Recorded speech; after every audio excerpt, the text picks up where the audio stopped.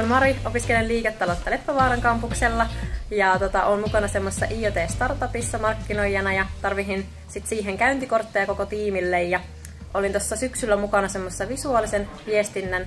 kurssilla ja sitten yritin hyödyntää niitä materiaaleja ja toisin saanut tehtyä ne käyntikortit, mutta sitten se ei ihan onnistunutkaan ja tuli sitten Kompsista hakemaan apua ja siellä sitten Katja ja Jari oli auttamassa ja